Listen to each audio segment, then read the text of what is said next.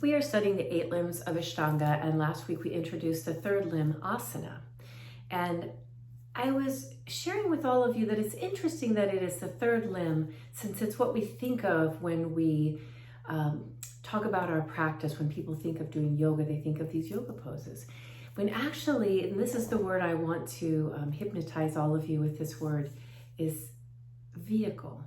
It is the vehicle for you to get all of the benefits and the many gifts of the practice. So this week I want to elaborate on that a little bit more and share with you something I've said for years as a teacher, which is the asana serves us. We don't serve the asana. But sometimes we find ourselves on the mat and we're like Sthira Sukham last week. We're trying to get something, and we might even injure ourselves because we are serving the pose.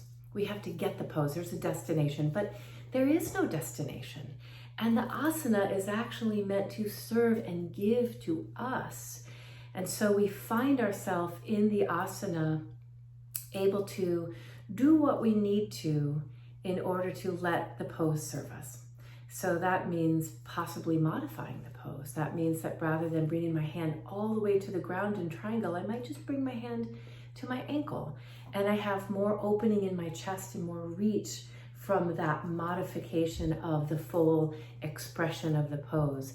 And so just reminding you as your teacher on your path of light that yoga is meant to be this light for us and help us become more golden, help us become more vibrant, to use the asana as a vehicle and allow it to serve us, to keep checking in with that, like, am I doing this pose in a way that really serves me? That's the key. As well, I brought a couple quotes that I've been also sharing for years. One is by the famous speaker Zig Ziglar, the motivational speaker.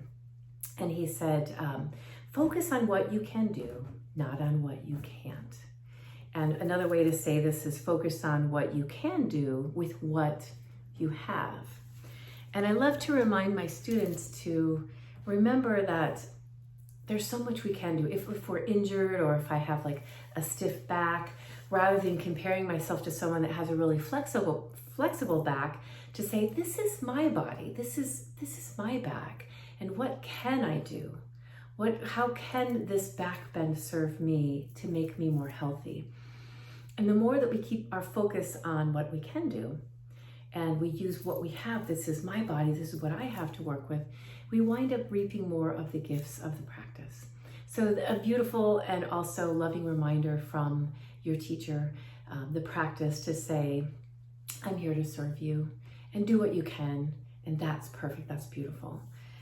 Also this week we're talking about an aspect of the practice, the locks, the bandhas. So this week I unfold Uddiyana Bandha, have a lovely demo with Yoshi, and join me just talking about how we can pull deep into the center, and from that deep place we pull inward, we're going to extend outward like we have strings attached to the body that are taut, that give us more opening and give us a more vibrant asana in order to reap some of the physical and also energetic benefits of the practice.